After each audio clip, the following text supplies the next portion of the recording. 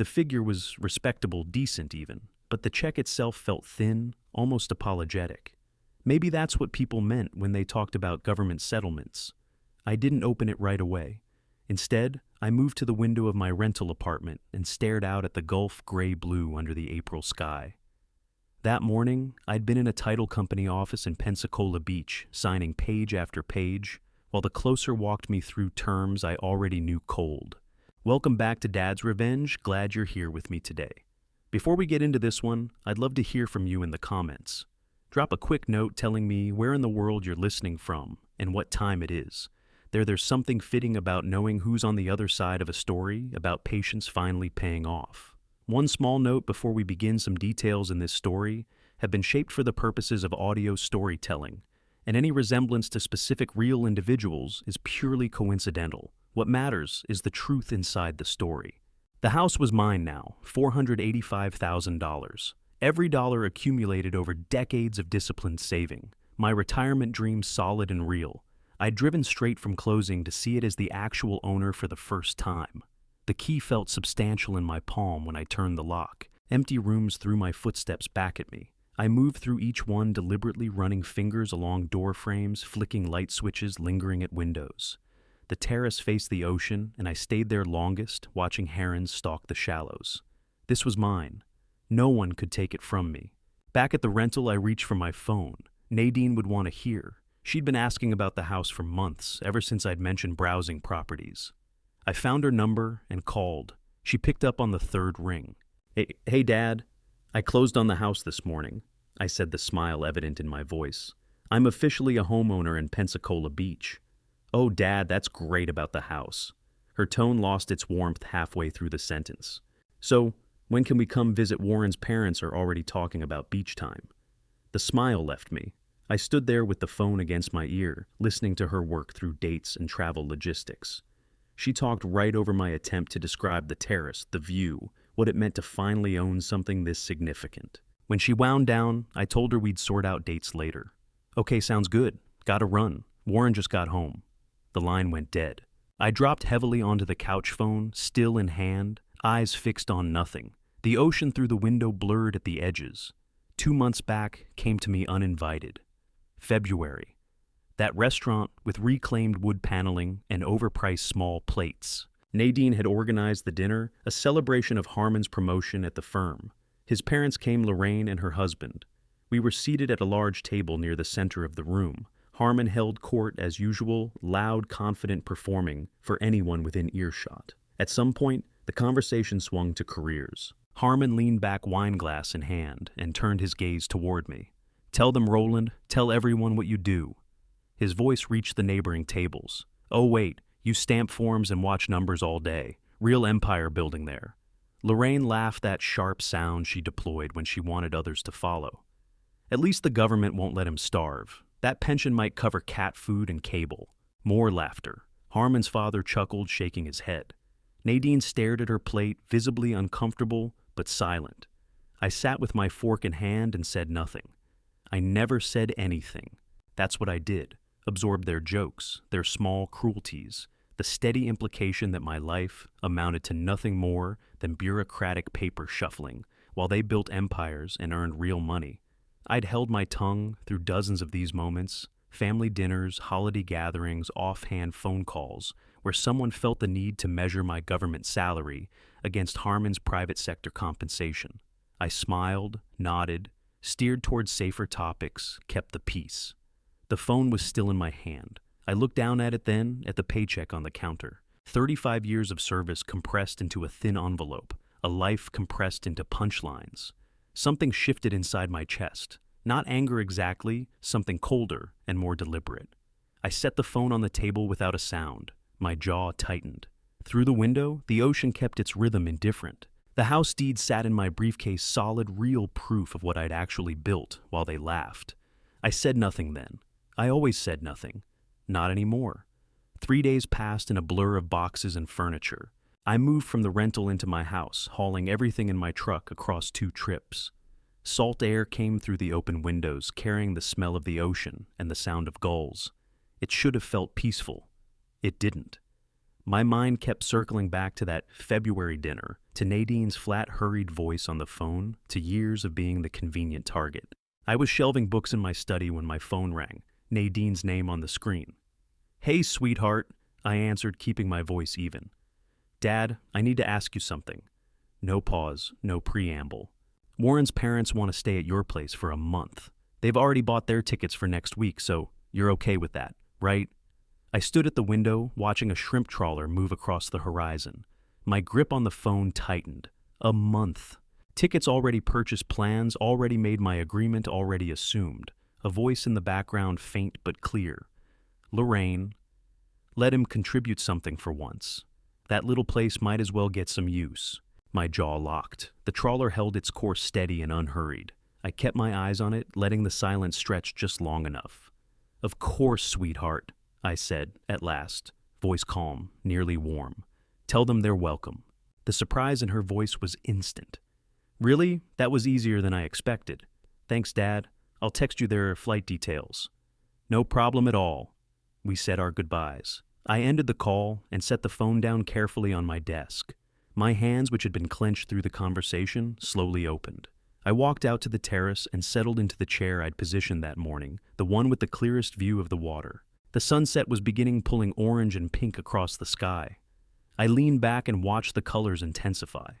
For the first time in years, I smiled, not the polite expression I wore at family dinners, not the careful mask. A genuine smile. They wanted to use my house. They had already decided I'd hand it over without question. They treated my property as an extension of their convenience. Perfect. I picked up my phone and opened the browser. My fingers moved with purpose across the screen. Warren Halsey, attorney, Pensacola Beach. The results came up immediately. I remembered him from the closing, sharp, composed, asked the right questions. His card was still in my briefcase. I found the office number and dialed. 2 rings, then an answer. "Halsey and Associates. This is Roland Caulfield. I need to speak with Warren Halsey about my property on Shoreline Drive. Is he available? One moment, please." Hold music filled the line, something smooth, jazz and forgettable. I watched the sunset deepen orange, bleeding into dark purple. The water mirrored the colors, shifting with the swells. "Mr. Caulfield." Warren's voice came through, professional and attentive. "What can I do for you?" I leaned forward, elbows on my knees. The smile hadn't moved. "I need to set up my property as a short-term rental legally by next week. Can you make that happen?" Morning broke clear, tourists already filling the sidewalks. I drove from my house into downtown Pensacola Beach, the pastel buildings catching the early light. Warren's office occupied a corner near Quietwater Beach Road, above a shop selling custom surf gear.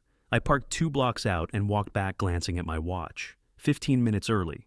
I used the time to organize my thoughts, rehearsing what I'd say and how much I'd share. The receptionist looked up when I came in, smiled efficiently and murmured into her headset.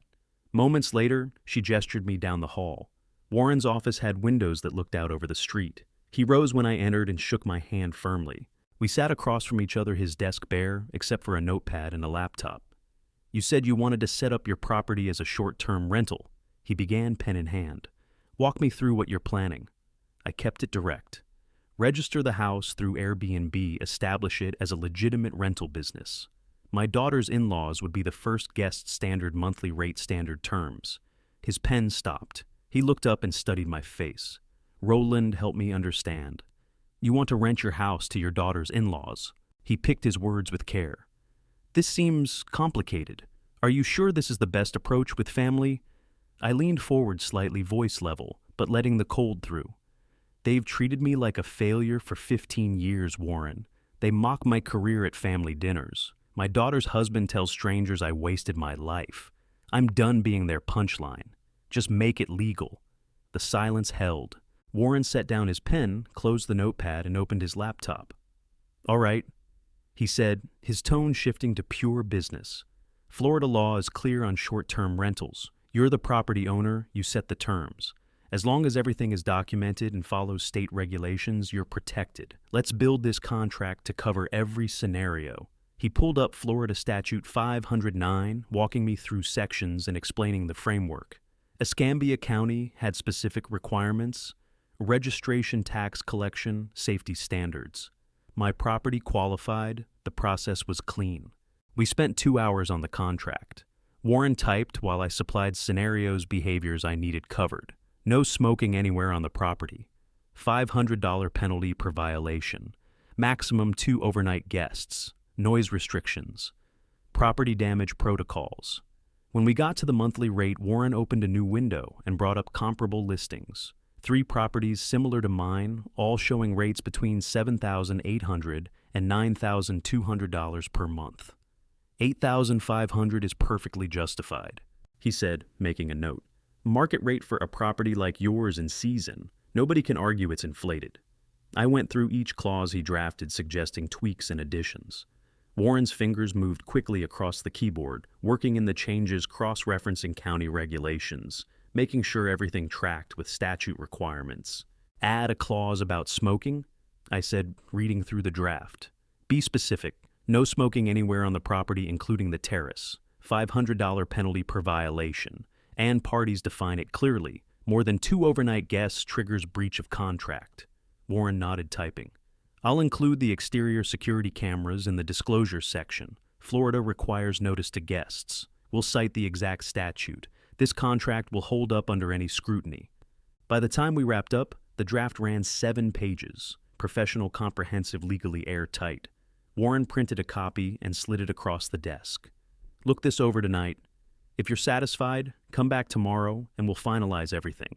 I'll file the registration paperwork with the county. I took the contract, feeling its weight in my hands. This was real, now documented, official, protected by law.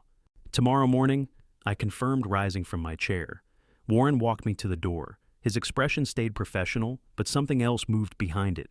Maybe an understanding of what I was building, maybe a quiet respect for the precision of it. I walked back to my truck with the contract folder tucked under my arm. The street hummed with vacation energy, people laughing, bags swinging, cameras raised. I drove home at an easy pace, already running through the clauses in my head, already mapping the next steps. The paperwork was only the foundation. Now came the rest of the construction. 2 days later, I was back in Warren's office signing the finalized documents. My house was now officially on record as a short-term rental in Escambia County, Florida. Everything legal, everything in order. I drove home with the completed paperwork in my briefcase, the weight of what I'd set in motion settling over me.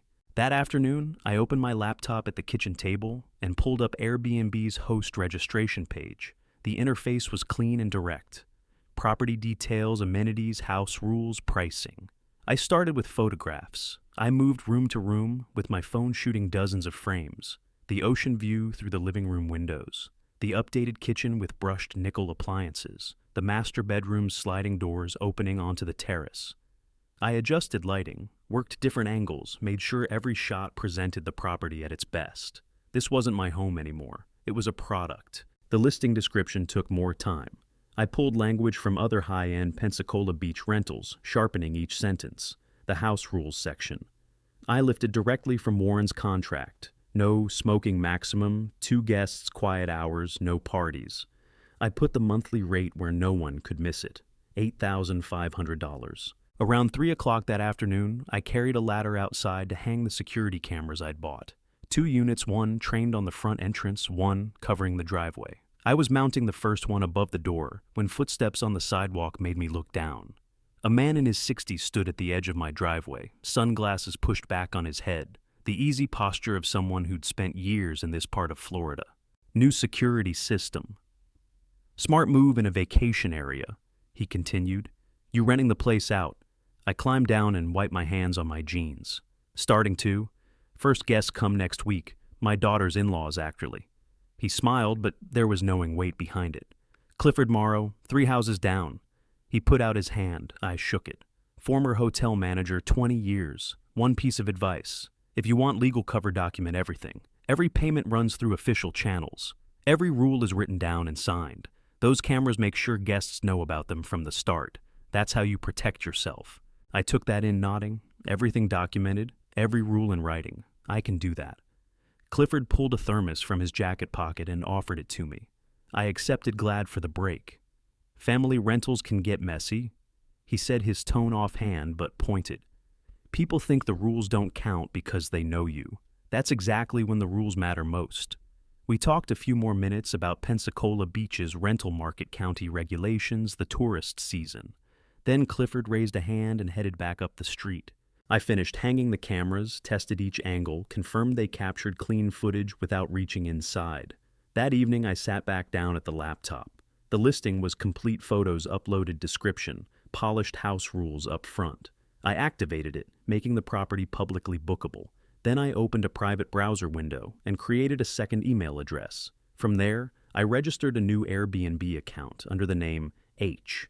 Ashby, Harmon Ashby. His initials, his surname. The system accepted it without question. I toggled between browser windows, my host account in one, the fake guest account in the other. Using H. Ashby's profile, I pulled up my own listing and booked it for 1 month. The dates lined up with Harmon and Lorraine's arrival. The total came to $8,500 plus Airbnb's fees, roughly $9,800 charged to the guest account. I used a prepaid Visa gift card to complete the transaction. The confirmation hit both accounts instantly.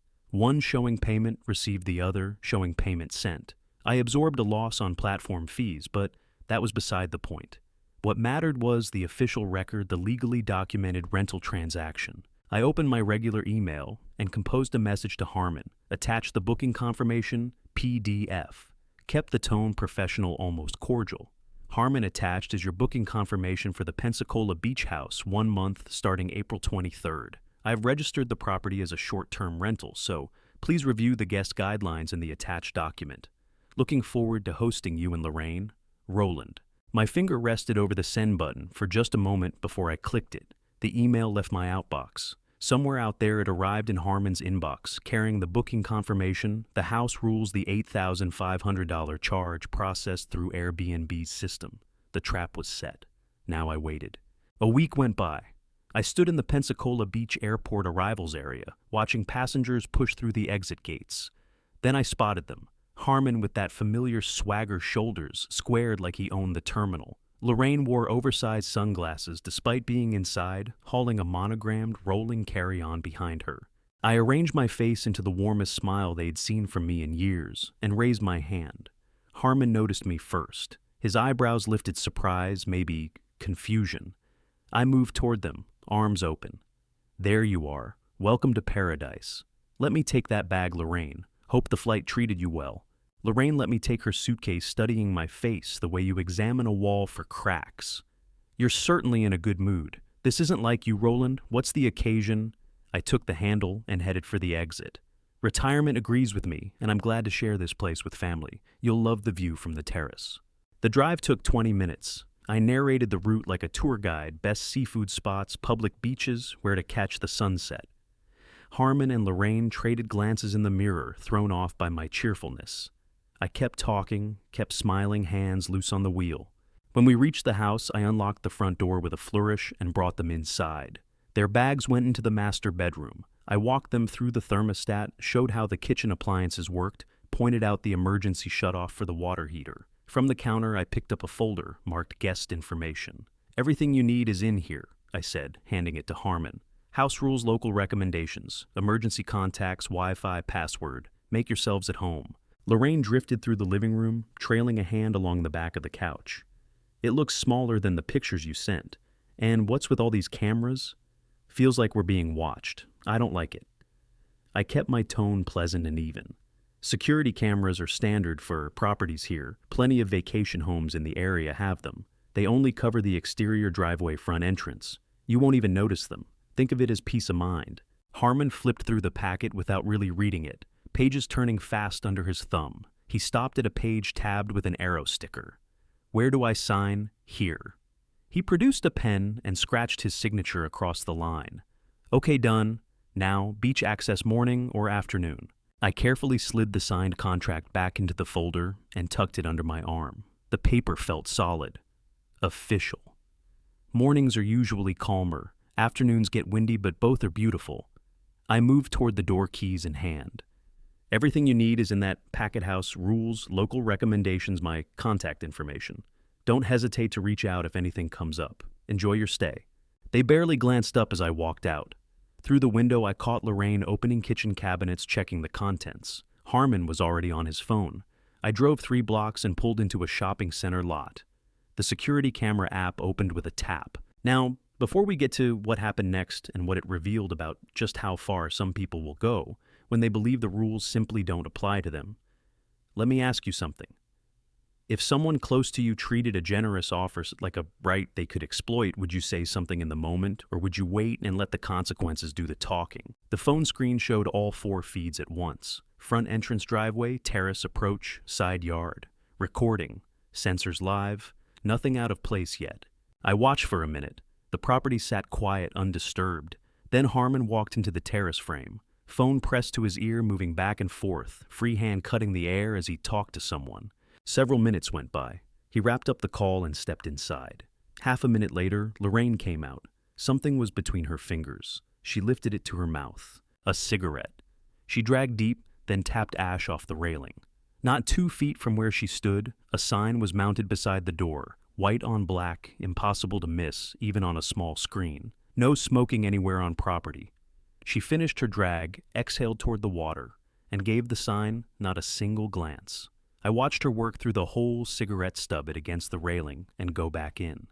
Time stamped, saved automatically. Already in cloud storage. A second notification hit my phone. The terrace mic was picking up Harmon's voice. He'd made another call. I raised the volume. "Mike, yeah, we're down here at this place in Pensacola Beach."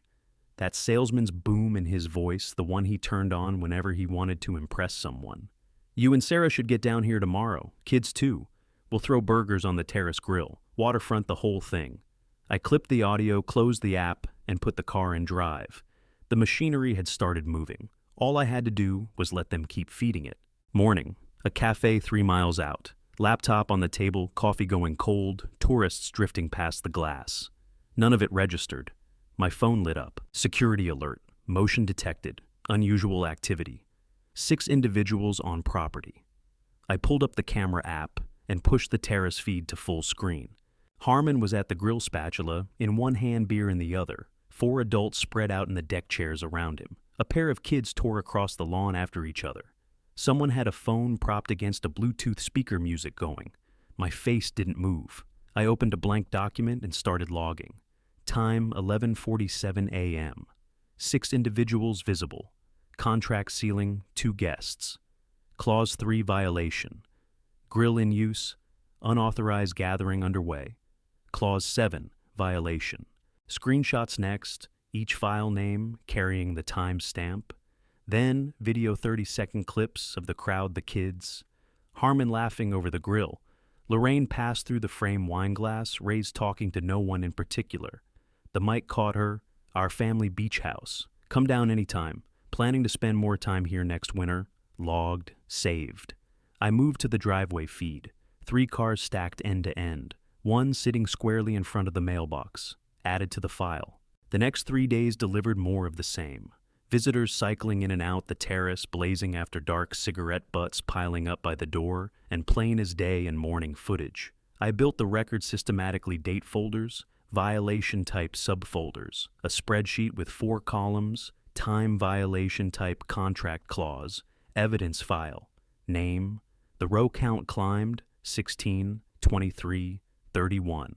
Third day early morning, I logged into the Airbnb host portal, pulled up the H. Ashby booking, and opened the message window. Steady hands, deliberate keystrokes. "Dear guest, property management has identified multiple violations of your rental agreement. Security footage confirms 6 individuals on property on April 24th, exceeding the 2 guest maximum contract clause 3. Smoking has been observed on the terrace despite posted signage and contract prohibition clause 12.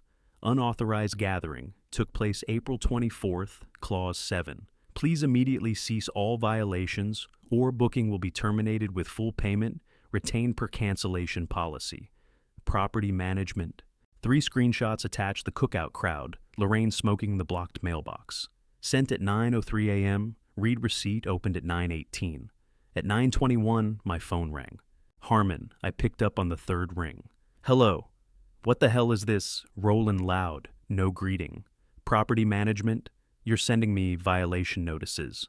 This is family. We're not guests. We're your daughter's people. You can't actually..." You signed a rental agreement, Harmon. My voice stayed flat, measured.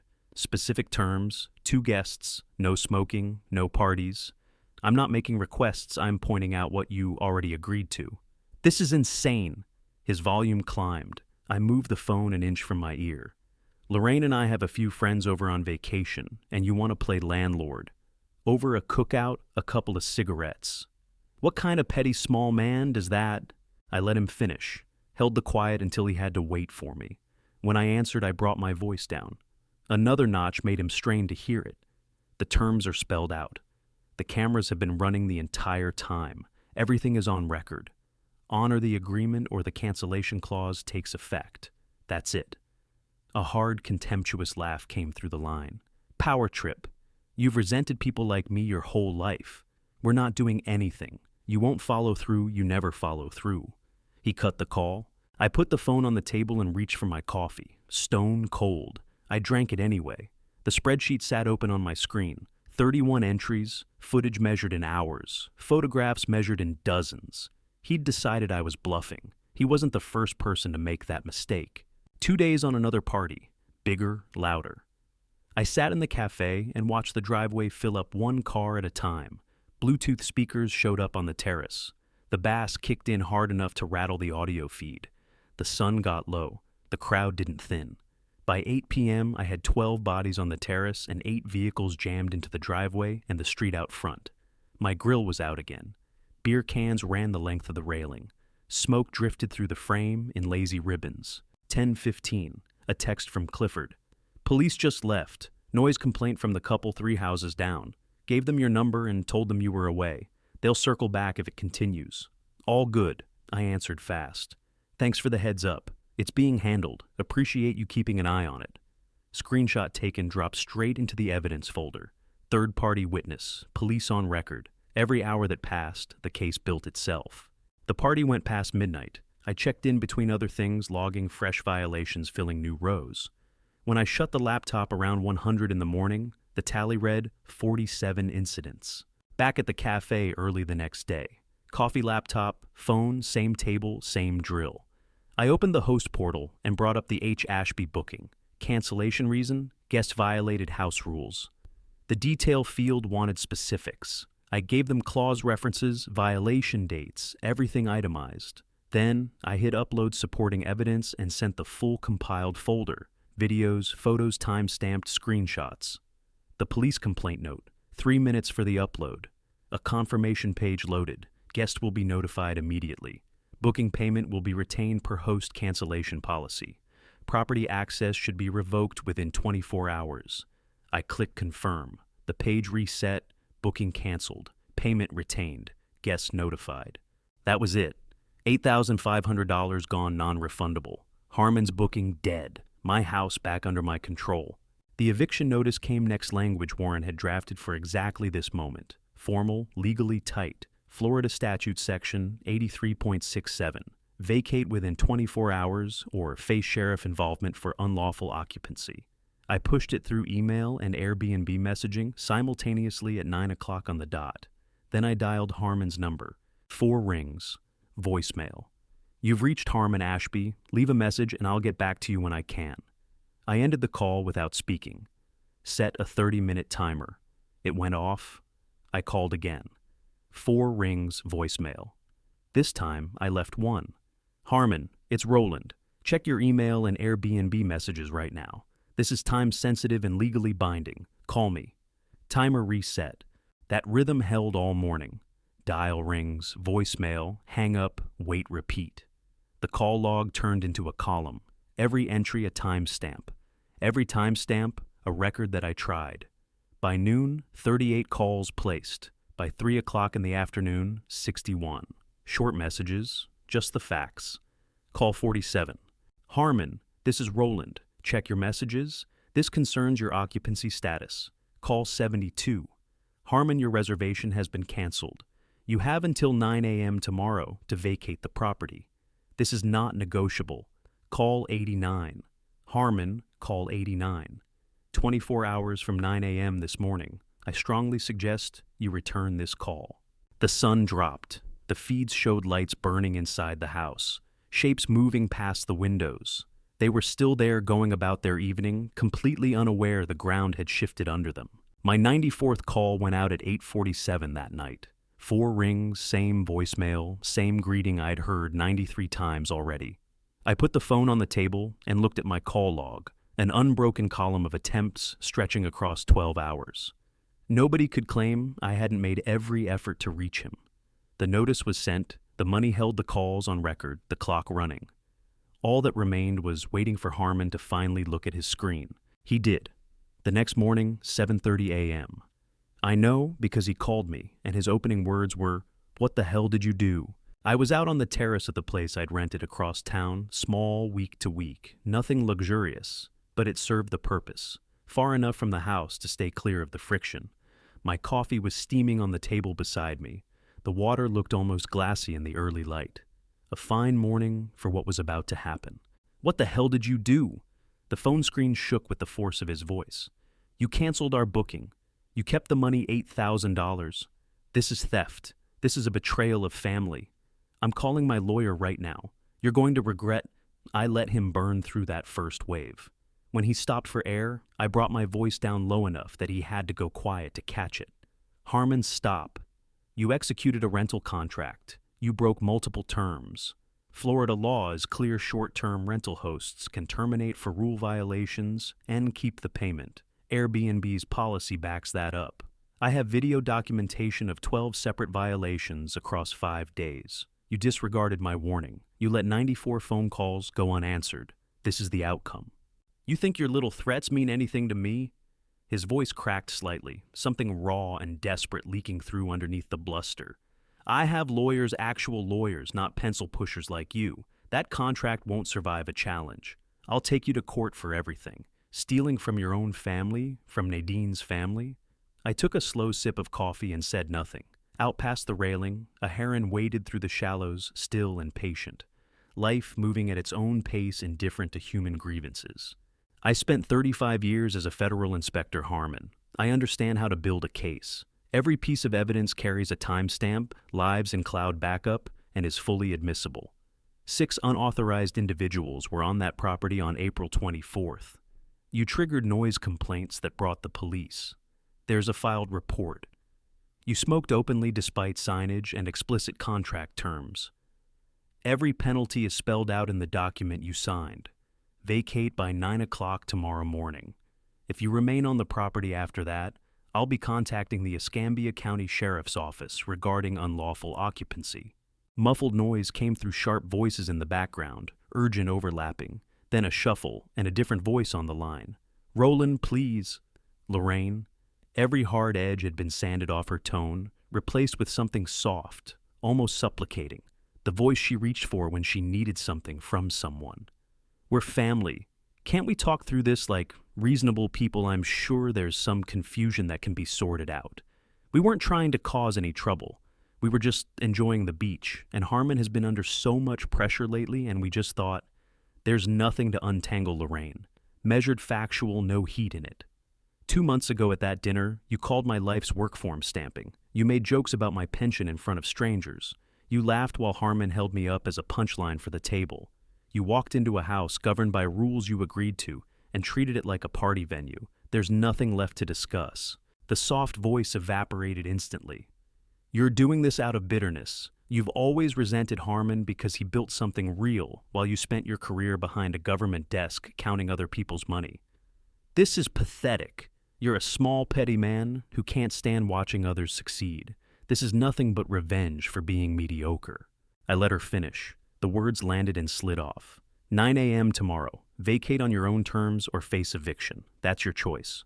I ended the call. I sat there a moment, listening to the water. My pulse hadn't budged. No anger, no doubt, no residue of any kind. Just the settled quiet of something executed correctly. I opened my laptop and drafted an email addressed to both Harmon and Lorraine. Subject line, legal documentation, eviction notice. The body was brief.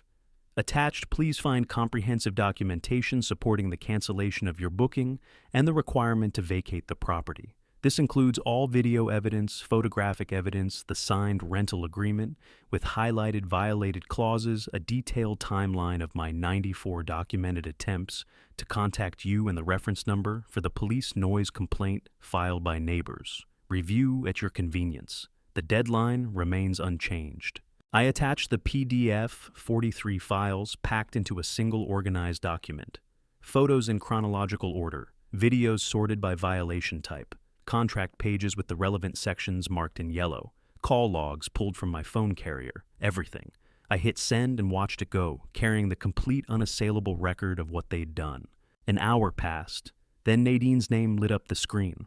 I'd seen this coming. Harmon and Lorraine would have called her the moment things fell apart, their version already polished. The victimhood already framed the narrative of unfair treatment ready to go. I picked up. "Hello, Dad, how could you—" Her voice broke on the question, each word catching. "How could you do this to Warren's parents? They have nowhere to stay in the middle of their trip. They're at some awful motel because of you. This is cruel. This isn't who you are." I'd known she'd call. I'd worked out what I would say. But her voice, the way she defended them, without pausing for 1 second to ask my side, made something click into place with cold finality. I absorbed 15 years of their contempt, Nadine. My voice came out flat like testimony read into a record. 15 years of mockery at family dinners, of being branded a failure, of sitting there while they told strangers I'd wasted my life. 15 years of watching you stay silent while they cut me down. You sat at that restaurant and said nothing, while Harmon worked the room with me as his prop. You never stepped in, not once. But Dad, they didn't mean. They signed a legal contract. They broke it, repeatedly. I put them on notice through official channels. They disregarded it and kept going. I called 94 times before taking any action. 94 Nadine. They wouldn't answer. This isn't cruelty, it's consequence. And it stopped being a family matter the moment they turned my property into a venue. They made that decision. But their family, you can't just, I did, the law is behind it. The evidence is behind it, and I'm at peace with both. You need to figure out where you stand in this, but understand I'm done being anyone's target, not theirs, not yours. I can't believe you're. I ended the call. I set the phone down and looked at the water. The sun was higher now, burning the last thin clouds away. Out past the shore, every wave caught the light on its crest. Somewhere on the other side of town, Harmon and Lorraine were reckoning with what consequences actually feel like. Checking out of their budget motel maybe, hunting for flights, running the numbers on what they'd lost. Discovering possibly for the first time that rules don't come with a family exemption. My phone buzzed. A text from Clifford. "Saw them loading bags into their car about an hour ago. Looked angry and worn out. My guess is they're heading to the airport. Want me to keep an eye on the house until you're back." I typed back, "No need but thank you. I'll be there in a few days. Grateful for everything." Anytime, neighbor. That's what a real community looks like.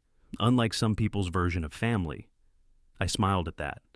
Clifford had managed entitled guests for 2 decades. He recognized the type on sight, knew the pattern, knew the only thing that got through to people like that was the weight of an actual consequence. The deadline was still tomorrow at 9 a.m., but they'd chosen not to wait for it, cutting their losses and leaving before the sheriff entered the picture, perhaps the smartest call they'd made since touching down in Pensacola Beach. I finished my coffee cold by then, but satisfying in a way no hot cup had been in years. Tomorrow I'd begin getting my house back. For now, I'd let myself sit with it. The hardest part was behind me. The plan had held.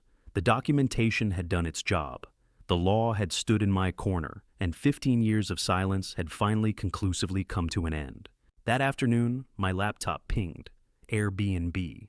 Guest has submitted a dispute regarding booking cancellation. I pulled up the host portal and found the dispute section.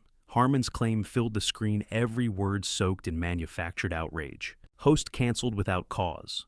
Family emergency required us to leave early. Extremely unprofessional treatment of guests. Request full refund of $8,500.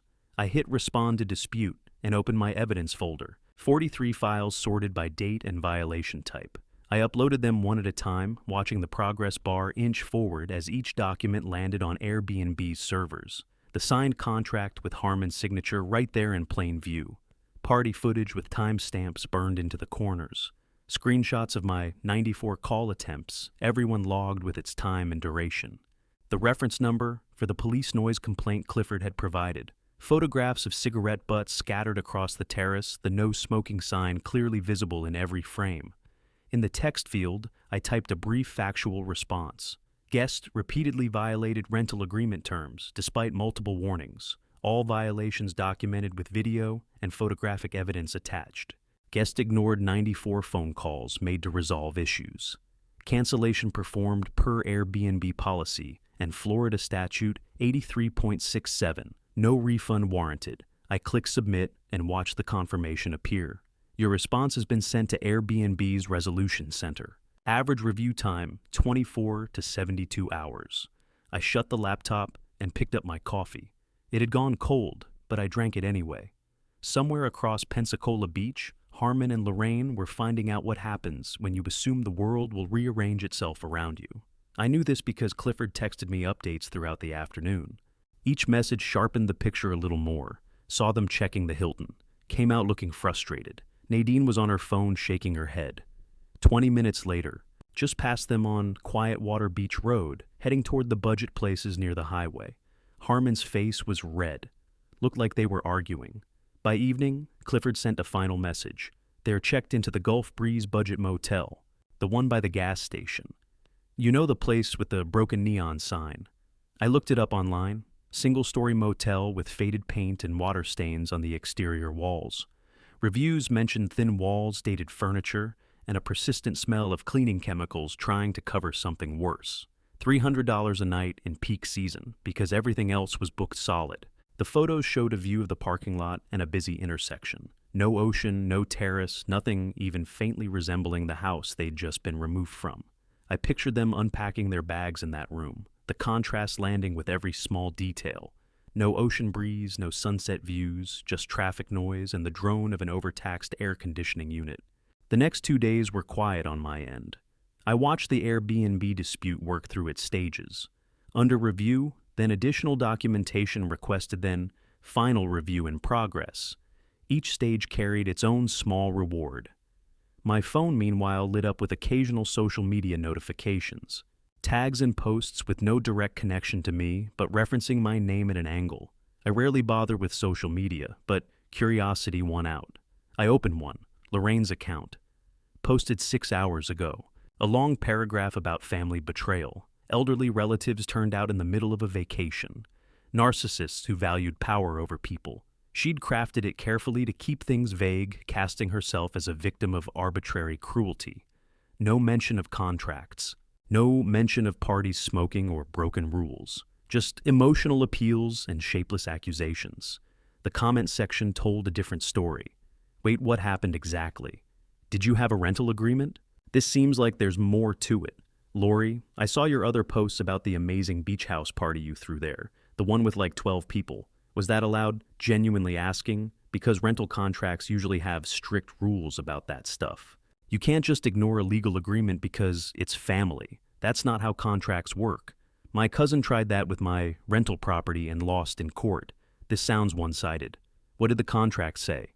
Did you read it before signing? I watched the thread grow through the day, refreshing every hour or so. Lorraine's friends and family asking reasonable questions, poking at the inconsistencies, not rallying to her side the way she'd clearly counted on. Several pointed out that she'd posted party photos herself, which undercut her claim of a quiet family vacation.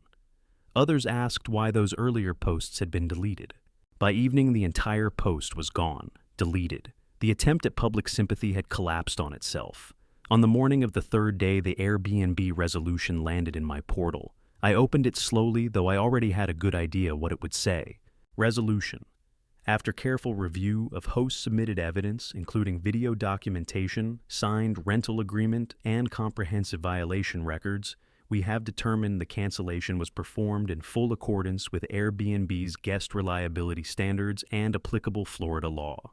Guests violated multiple house rules, including maximum occupancy limits. 6 persons observed versus 2-person maximum. Prohibited activities, smoking and non-smoking property, and noise restrictions confirmed by third-party police report. Host made extensive reasonable attempts to contact guest. 94 documented phone calls over 12 hours before proceeding with cancellation. Payment retention is fully justified under our host cancellation policy section 4.2. No refund will be issued. This decision is final and not subject to appeal. I read it twice, then a third time. Every word was a confirmation, a vindication, a statement that the rules applied to everyone equally. I closed the laptop and stood, feeling the tension drain from muscles I hadn't even realized were coiled. That evening, Clifford texted again. Saw them loading up their car this morning. Drove past around 10 o'clock. Both looked worn out. Definitely heading to the airport. Guess they couldn't find anywhere else to stay, I wrote back. Thanks for keeping watch. It means more than I can say. No problem, neighbor. Good riddance to bad guests. You handled it right. Documentation beats drama every time. I sat on the terrace of my temporary rental and watched the sunset lay down, amber and rose across the sky. Somewhere across town at the airport by now, probably Harmon and Lorraine were waiting on a flight home. They had left after just 3 days instead of the month they'd planned. The financial toll was real. The rental payment, $8,500 gone. 2 nights at that budget motel, $600 total. Flight change fees for last-minute rebooking, probably another $600, maybe more. Close to $10,000 gone because they couldn't follow simple rules. But the deeper cost had nothing to do with money. They'd lost the assumption that rules didn't apply to them, that family ties granted exemption from consequences, that their contempt and dismissiveness would go unanswered indefinitely. They'd lost the comfortable fiction that Roland Caulfield, quiet, dependable government worker, Roland, would go on, absorbing their scorn without a word.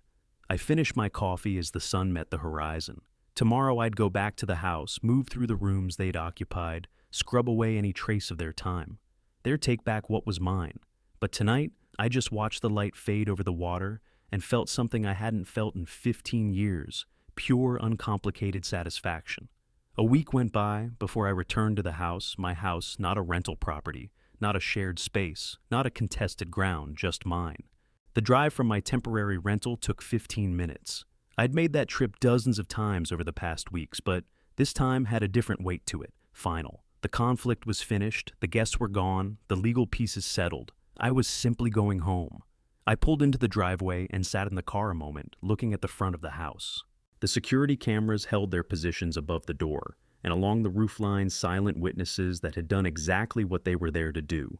The no smoking sign still hung beside the entrance, its message ignored by Harmon and Lorraine, but enforced in the end by consequence. I unlocked the front door and walked in. The air was clean. No cigarette smell, no stale party residue, no trace of cheap beer or takeout. Just the salt breeze drifting through windows I'd left cracked before moving out temporarily. I moved through every room at an unhurried pace, the same methodical way I'd run inspections for 35 years. The kitchen had water spots on a few glasses left in the rack. Some sand tracked across the living room floor, fine white grains catching the light.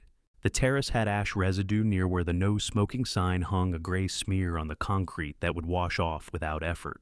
But nothing broken, nothing permanently stained or damaged. No cigarette burns on the furniture, no scratches in the hardwood, no missing items. They'd been careless and entitled, but not deliberately destructive. An hour of cleaning, maybe 2, would bring everything back to exactly how I wanted it. I pushed open the sliding door and walked out onto the terrace. The gulf stretched ahead of me, vast and blue under the late morning sun. My chair was right where I'd left it weeks ago, before any of this started. I lowered myself into it, slowly felt the familiar give of the frame, and looked out at the water. The view was unchanged, same horizon, same rolling waves, same herons stalking the shallows offshore. But everything else was different now. My phone buzzed against my leg. I pulled it out. A text from Nadine sent 2 days ago. Must have slipped past me in the middle of everything. Mom and Dad don't want to speak with you anymore. Warren is very hurt by what you did. I don't know what to say to you. I don't understand how you could treat family this way. I read it once, then again. I expected some kind of feeling regret, sadness, maybe guilt. What I got instead was a quiet sense of completion. This wasn't an unintended consequence of what I'd done. It was part of the design. They wanted to cut ties with me. Fine.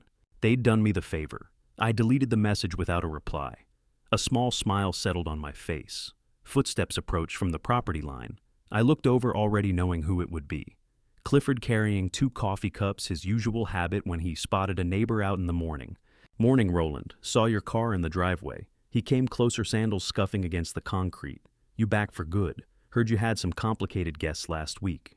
Everything settle out. Okay, I took the cup. He offered the warmth of it, welcome against my palms, and waved toward the other chair.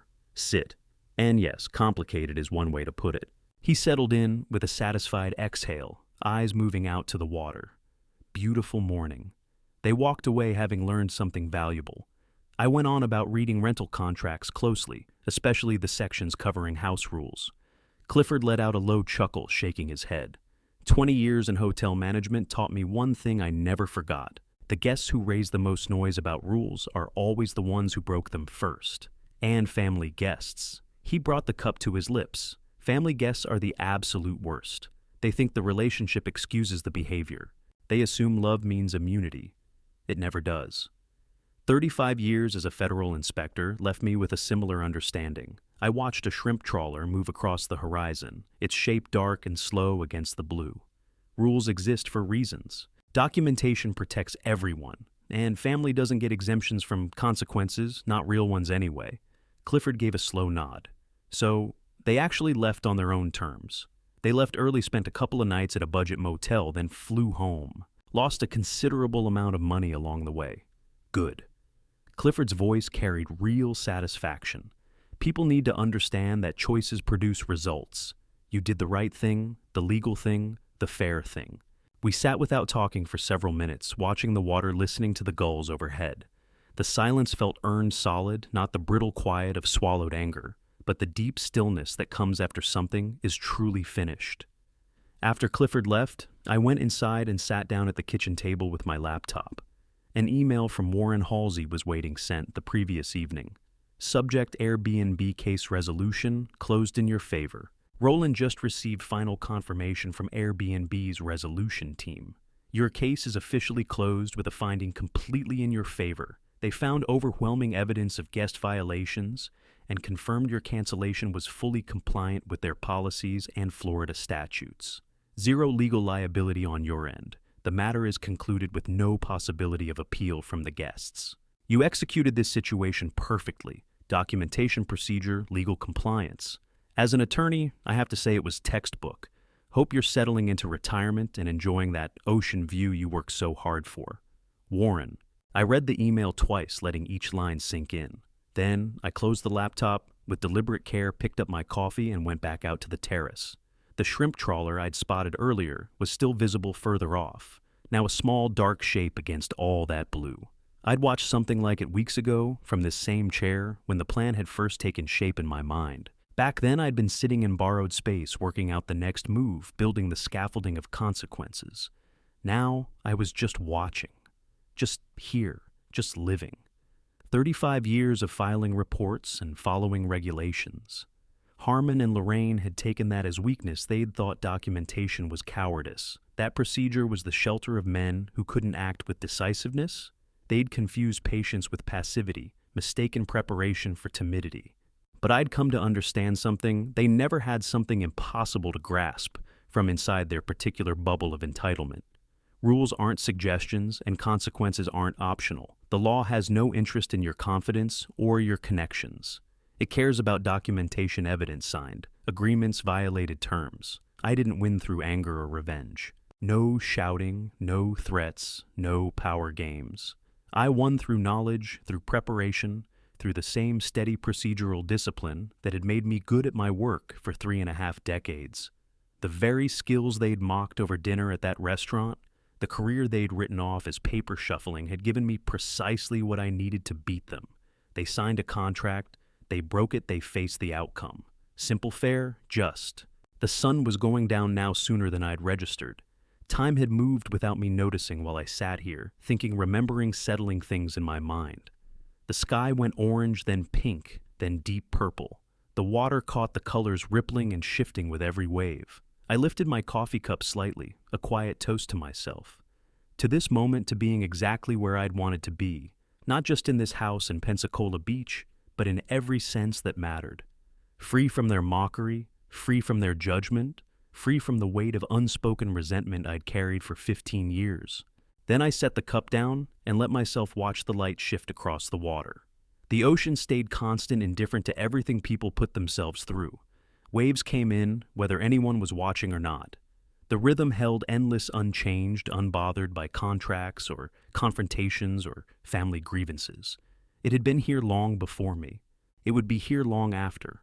And right now, it was here with me. I stayed until full dark, listening to that rhythm, feeling the breeze cool on my skin, pulling the salt air deep into my lungs.